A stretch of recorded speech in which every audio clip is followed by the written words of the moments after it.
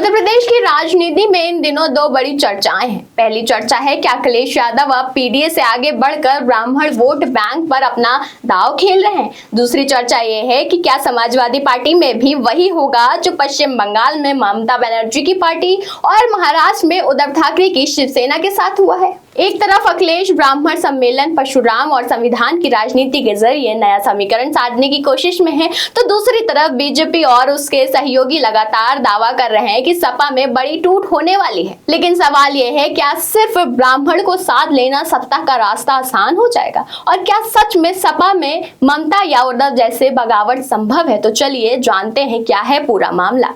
नमस्कार, आप देख रहे हैं जन एक्सप्रेस। मैं हूं आपके साथ अनुश्री तिवारी। पीडीए पर्याप्त नहीं है, ब्राह्मण पर फोकस है। दरअसल 2024 लोकसभा चुनाव में समाजवादी पार्टी ने पीडीए यानी कि पिछड़ा, दलित और अल्पसंख्यक फॉर्मूले के सहारे शानदार प्रदर्शन किया था। लेकिन 2027 में विधानसभा चुनाव का गणित अलग है। राजनीतिक जानकारों के माने तो सिर्फ पीडीए के भरोसे सत्ता तक पहुंचना आसान नहीं होगा। यही वजह है कि अब अखिलेश यादव ब्राह्मण वोटर्स को भी साधने की रणनीति पर काम कर रहे हैं। आपको बता दें कि ब्राह्मण समाज यूपी में लगभग 10 से 12% माना जाता है और कई सीटों पर ये वोट भूमिका बहुत अहम निभाता है।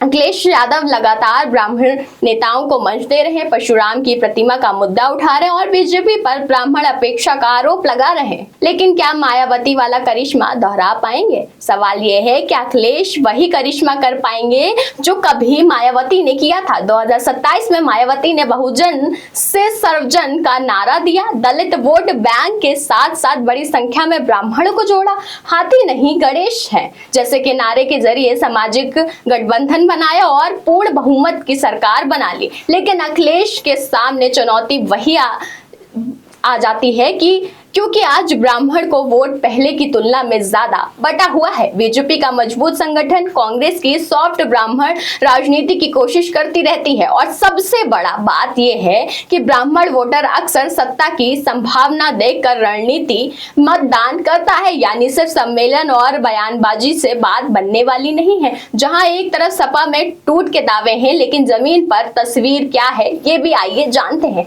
अब बात करते हैं उस दावे की जो लगातार ओम प्रकाश राजभर और बीजेपी के कुछ नेता कर रहे हैं। इसकी समाजवादी पार्टी में टूट होने वाली है। कुछ लोग इसकी तुलना ममता बनर्जी, टीएमसी के उद्धव ठाकरे की शिवसेना से कर रहे हैं, लेकिन राजनीतिक विशेषज्ञों का मानना है कि सपा का मामला पूरी तरह अलग है। अब ये जान लेते हैं कि क्यों मुश्किल है ममता और उद्धव जैसे टूट।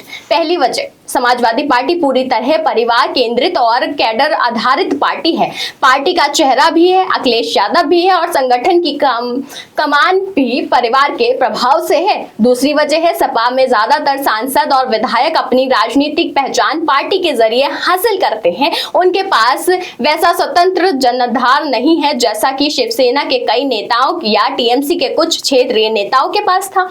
तीसरी वजह यह है कि सपा का वोट बैंक अभी भी अखिलेश के साथ मजबूती से खड़ा दिखाई देता है। यादव मुस्लिम आधार पर और पीडीए की राजनीति में ने पार्टी को नई ऊर्जा दी है। ऐसे में कोई भी नेता टूटना जोखिम लेकर अपनी राजनीति जमीन पर खोना नहीं चाहेगा। अगर सिर्फ नंबर गेम की बात करें तो सांसद में भी सपा के पास उतने सांसद नहीं है जितनी आसानी से 2/3 संख्या जुटाकर अलग गुट बनाया जा सके। विधानसभा में स्थिति ऐसी नहीं है कि बड़ी संख्या में विधायक एक साथ निकल जाए, यानी सिर्फ राजनीतिक अफवाहें और वास्तविकता बगावत में बड़ा अंतर है। और फिलहाल सपा में वैसी परिस्थितियां नजर नहीं आती हैं जैसे कि शिवसेना या एनसीपीआई में बनी हुई थी। वैसे राजनीति में भी कुछ संभव नहीं है, लेकिन सपा की टूट की चर्चा वैसे ही लग रही है जैसे कोई मैच शुरू होने से पहले ही ट्रॉफी जीतने का जश्न मना ले या फिर बारात पहुंचने से पहले ही शादी का कार्ड